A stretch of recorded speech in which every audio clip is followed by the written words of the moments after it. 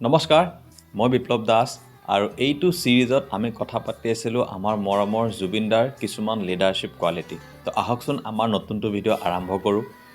Recently মই পঢ়ি আছিলোঁ জুবিনদাৰ এইখন কিতাপ জুবিন গাৰ্গ ইত্যাদি। এইখন কিতাপত এজন লেখকে লিখিছে যে জুবিন গাৰ্গ এনেকুৱা এজন সংগীত শিল্পী যিয়ে নিজে গীত লিখি সুৰ কৰি তাতে কণ্ঠনি গৰাই বাদ্য সংযোগ কৰি ৰেকৰ্ডিং কৰি কেছেট ওলোৱালৈকে সকলোখিনি কাম কৰিব পাৰে।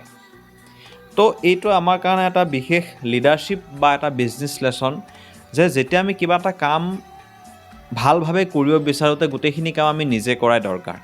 ইয়াৰ লগতে আমি এইটো বস্তু বুজিব লাগিব যেতিয়া আমি ষ্টাৰ্টিঙত আমি কিবা এটা কাম ষ্টাৰ্ট কৰিম তো তেতিয়া হয়তো আমাৰ লগত বহুতো টীম নাথাকিব বা আমি পইচা দি হায়াৰ কৰি বহুতো মানুহ আমি ৰাখিব নোৱাৰিম। তো সেইটো সময়ত এজন ফাউণ্ডাৰ বা এজন লিডাৰে ষ্টাৰ্টিঙৰ পৰাই গোটেই কামখিনি নিজে কণ্ট্ৰলিং কৰি যায়।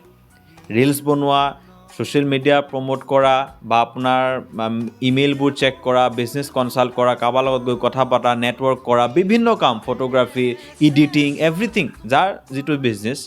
তো সেই এটা লিডাৰশ্বিপ কোৱালিটি তেতিয়া আমাৰ ডেভেলপমেণ্ট হয় যেতিয়া আমি ষ্টাৰ্টিঙত গোটেইখিনি কাম আমি নিজে কৰোঁ।